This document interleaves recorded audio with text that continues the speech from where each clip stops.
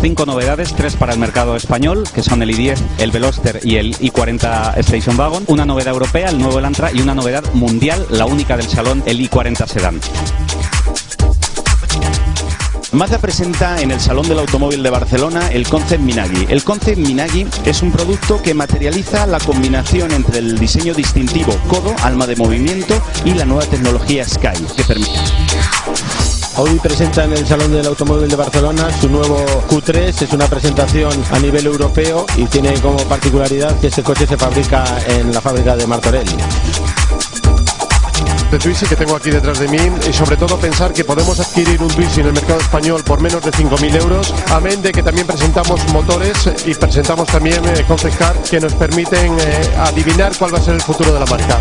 De BMW Motos, la BMW 1600 GT y GTL, la segunda novedad, y esta realmente es una premier, el Concept C, un scooter.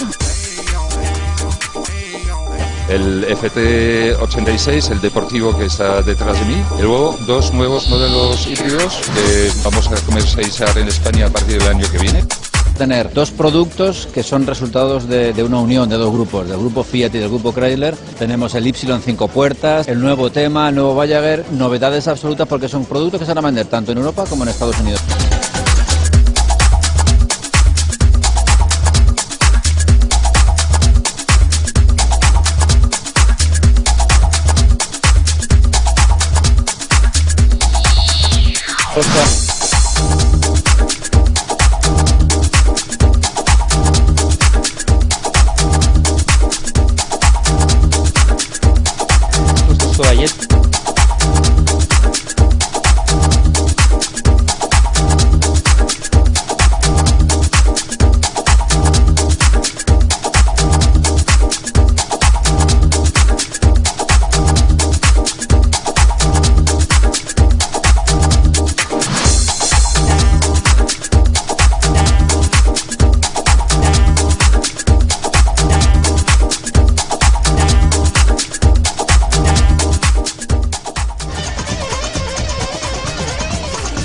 En este Motor Show Kia trae 3 novedades, de las cuales 2 por primera vez en España. El nuevo Picanto, el nuevo Rio y el nuevo Optima.